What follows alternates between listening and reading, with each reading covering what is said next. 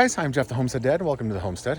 Before I get poured rain on, I wanted to show you a little project that I completed recently with the help of Jonah, my son. We had bought this pool from Menards, filled it up with our well water, and the whole bottom was filled with rust. If you look at the bottom now, there's still a couple spots where it's a little bit red, but the entire bottom was just crimson red.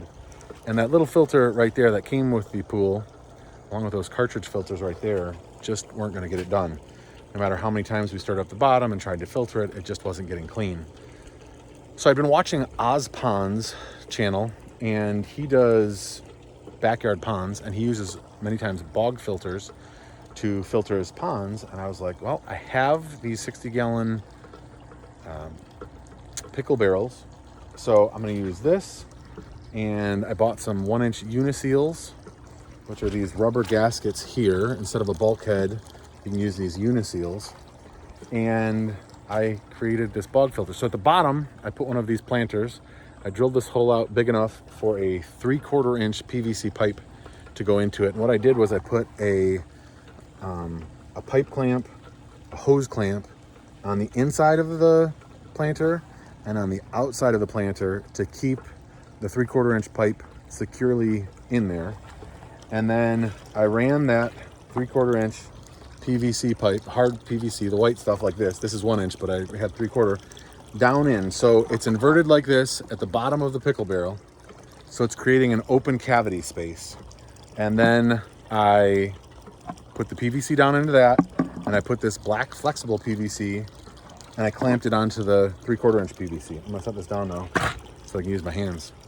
This 3/4 inch, or this, I think this is 1 inch flexible PVC, goes to a pump right there. It's just a submersible 1 horsepower pump that'll do, it would pump this whole thing out in an hour. It's like 4,500 gallons per minute. It's way overkill for this, but it was relatively inexpensive on Amazon. And I'll put a link in the description below if you're interested in doing something like this. So on top of that planter, which is flipped over down in the bottom of this barrel, I got, I think, 12 bags of red lava rock from Home Depot, and I poured that all down around the planter. And then on top of that, I put, I think, 4 bags of river rock, which is probably about, that big, and then 4 bags of this pea gravel, which is smaller yet. And then I started the pump. And what I did was, I initially was going to use a smaller pump. So I put 1 uniseal in right here, and that's this pipe that goes in there. And we turned on the pump, and this whole thing overflowed because we were pumping 4,500 gallons per minute into the barrel, and there was not nearly enough space to go out. And I didn't, at that time, I didn't have enough white pipe to put in here. So I had used these pieces of black pipe. I put in more uniseals, and I plumbed more pipes back into there. So now you can see we're just barely keeping it from overflowing. And we've got 4, let's not drop my phone in we've got 4 white PVCs plumbed into the pool here. And the reason that I switched out the this 1 inch flexible I had in here, it just didn't make a good enough seal. So it was leaking just a little bit, just enough to be annoying to me. In addition, today I just put a uniseal on the bottom here with a 1 inch pipe and then a valve here so that we can clean this out, because over the course of how many days, Jonah just came out. How many days was it that it was like 3 days? Yeah, what? Today's Tuesday, right? 4 days. 4 days.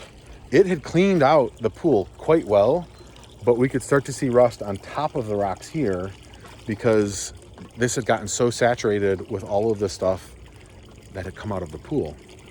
So I took my trusty 1 3/4 inch hole saw, drilled a hole in the bottom right down here, and this all drained out. We disconnected the pump so we weren't draining the pool at the same time, and all of the red water, just bright red water, came flowing out.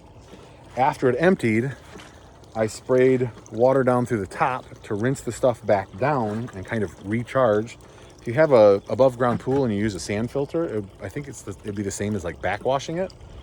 So I sprayed down here, left that valve open at the bottom, and rinsed it out until it was mostly clear. Then we closed that valve, turned the pump back on, let it flush out a little bit because it still flushed some of the red out, but now it's clean again and it's running clear. You can see all this water is super clear and the water coming out here is super clear.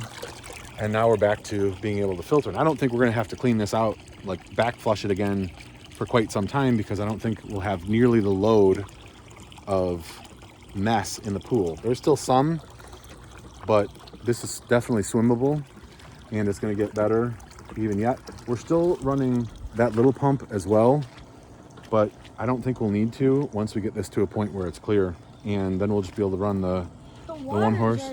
Clear. Yeah, the water's clear. Everything settles to the bottom. So this is my bog filter.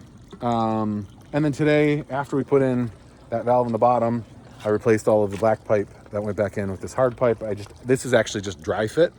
The 30 degree elbows and the 90 degree elbows, they're just dry fit because that's not under pressure. So I just dry fit it and it worked fine. And now we're not having the little leaks.